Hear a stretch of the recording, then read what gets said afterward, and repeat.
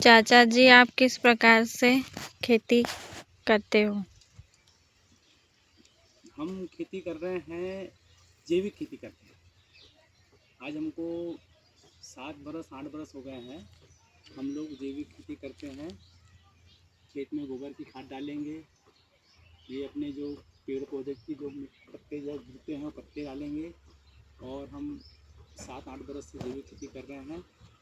और एक गेहूँ को हमने अभी इसलिए फैलाया गया है कि अभी हमारे पास जो ये जीवा अमृत जो बनाया हमने, है ना, ये जीवा अमृत जो बनाया है, इसको हम क्या है कि ये गेहूँ के ऊपर छिड़काव करते हैं। और छिड़काव करके इसको हम 1 आध घंटे 1.5 घंटे तक के इसको फैला रखते हैं। और उसके बाद में इसको हम खेत में, जो हमारा खेत का सामने है, तो खेत में हम इसकी बुआई करेंगे। बुआई करने के बाद में इसको हम 21 दिन तक के हम इसको कुछ नहीं करेंगे। 21 दिन के बाद में जब फसल पानी पे आएगी तो हम इसको पानी देंगे, एक पानी चला देंगे। और तब भी हमें जो जीवा अमृत हमारा जो है, ये जीवा अमृत जो हमने बनाया है, ये जीवा अमृत को जब पानी चलाएंगे हम पाइप के द्वारा, तो एक ड्रम लेंगे, ड्रम को ऐसे रख देंगे और जहाँ पानी चलता है और भूई डालने के द्वारा पानी जाएगा खेत में, तो इसमें ऐसा टपकते रहेगा पानी, ऐसा पानी के ऊपर ये जीवा अमृत, तो फिर चला जाएगा खेत में, तो उसको और ताकत मिल जाएगी। और सब बताते हैं, कहते हैं कि खेती जैविक होना चाहिए। गौ माता के गोबर में पूरे तत्व रहते हैं, गौ माता के गौमूत्र में पूरे ताकतवर रहते हैं, तो जैविक खेती तो करना अनिवार्य होता है। तो इस प्रकार से हम जैविक खेती करते हैं। और हमको जैविक खेती करने से बहुत अच्छा उत्पादन भी होता है। हमारा अनाज भी मोटा होता है। हमारे अनाज में कोई रोग, पौधे में कोई रोग लगता नहीं है। खाने में भी हमको बहुत पौष्टिक लगता है। तो इस प्रकार से हम जैविक खेती करते हैं। अब जैसे हमारा ये देखिए, इधर बताते हैं आपको हम, हमारा इधर एक गौ माता हमारी, इन्हीं की जो कृपा है, जो इनके गोबर से हमको जैविक खेती करने का मौका मिलता है। हमारी जो गाय है, ये जो गोबर है, ये गोबर, इसका गौमूत्र, बेसन, बरगद के पेड़ की मिट्टी और हमारा ये सब मिलाकर हम इसको 7 दिन तक ही मिलाकर रखेंगे। और फिर हम इसको घोल बना के खेत में डालेंगे। तो हमारी जो गौ माता है, इसको हम कभी भी अगर हमको इसको करना है तो हम रख देते हैं ऐसा, तो हमको ये इसमें इसको कर देती है। इसके बाद में गोबर दे देती है। हमारा ये सूर्या, ये देसी हमारा सूर्या इनका बेटा है। हाँ, ये देखो, ये खड़े जाओ, खड़े जाओ, खड़े हो, खड़े जाओ, चलो खड़े हो जाओ, नहीं होना है, बैठे हैं।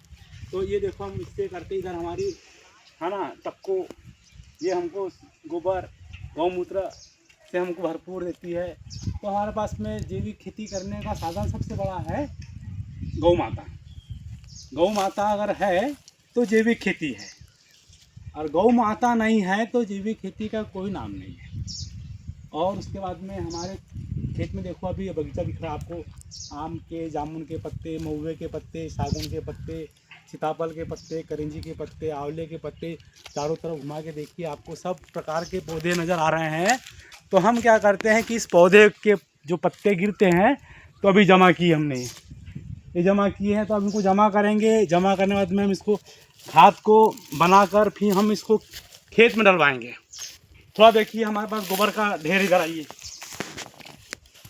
इधर देखो, ये गोबर का जो हमारा ढेर है। अब ये हमारे पास जैविक खेती का गोबर का ये है। अभी हमारी खाद जैविक वाली है। अभी हमारा गोबर यहाँ पक रहा है ना, ये पक रहा है। ये नया गोबर है, 1 महीने का। पुराना गोबर तो हमने खेत में डाल दिया गया है। अब हमारे पास ये लौकी की बेला है, ये लौकी की बेला है।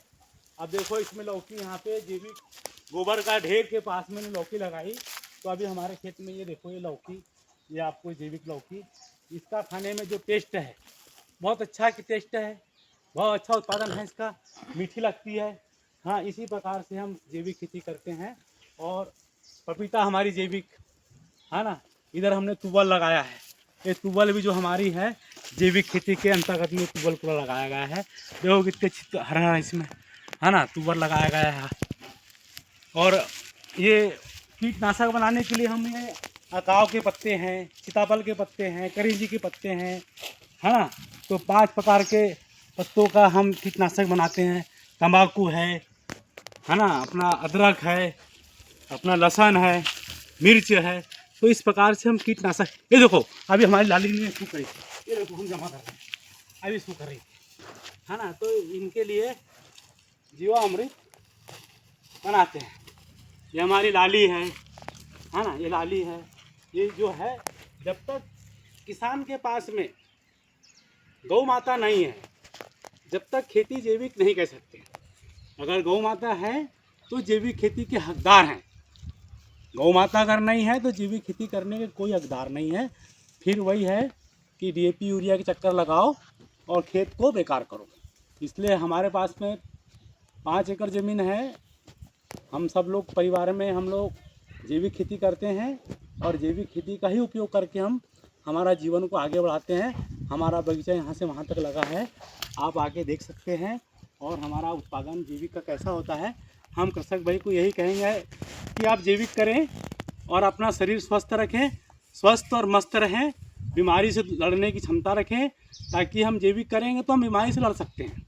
जैविक खेती अगर नहीं करेंगे तो हमारे को बीमारी ज़रूर है कि हमारे को रोक के रखेगी। इसलिए हम जैविक खेती करें और किसान भाई सब लोग अपने घर पे एक एक गाय तो ज़रूर पालें। जो जैविक खेती करने के लिए एक एक गाय ज़रूर पालें, ताकि वो गाय से अपनी जैविक खेती का आगे संचालन हो सकता है। जय जवान, जय किसान, जय भारत। धन्यवाद जानकारी देने के लिए। ठीक है।